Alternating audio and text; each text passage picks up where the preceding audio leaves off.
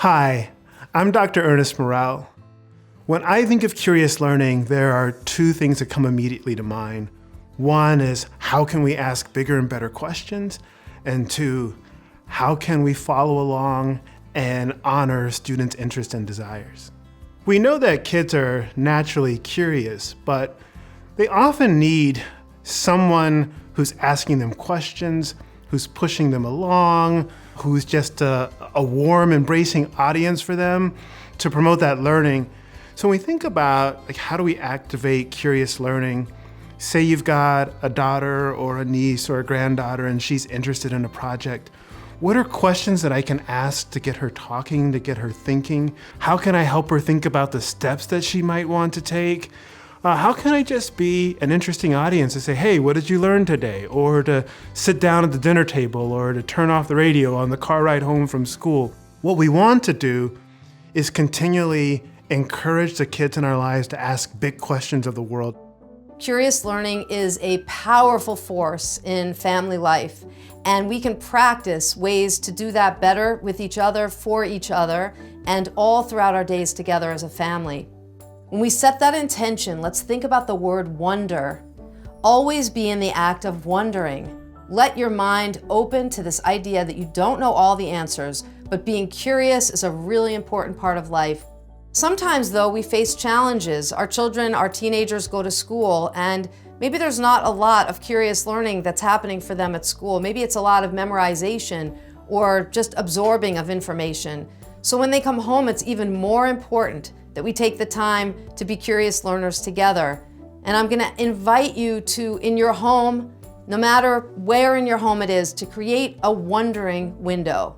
Sit beside that window and look out of it. Say, what is our wondering today? What are we curious about learning about? Are we curious about that blooming tree? Do we want to know the name of it?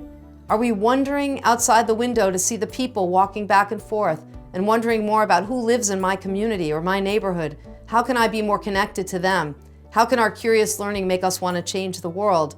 And then finally, turn to the person beside you at that wondering window and be curious about them, no matter if they're 5, 10, 20, or 80, and ask, how can I get to know you better? That's curious learning. One of the ways that parents and caregivers can shift learning to boost curiosity is to think about asking questions as opposed to making statements. It's easy, we're big, they're little. We talk in declarative sentences to our children.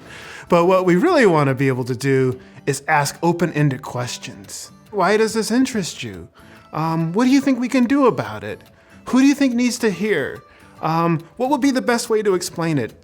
If you were going to do a big project, what would you want to do? If you had the whole world listening to you, what would you like to say? The open-ended questions really stimulate that kind of thinking that really leads to powerful learning. What we want to do is cultivate curiosity. We want to nurture curiosity. You want to be able to continue a dialogue. You want to be able to help point out resources. You just want to be able to have conversations where the child can clarify his or her thinking and say, how might you think about this differently? Without taking over the learning, what you're doing is really participating in a dialogue. The ing in learning means it's active. And so it's not just enough to have good ideas. What you want to have is a process, but it doesn't have to be complicated.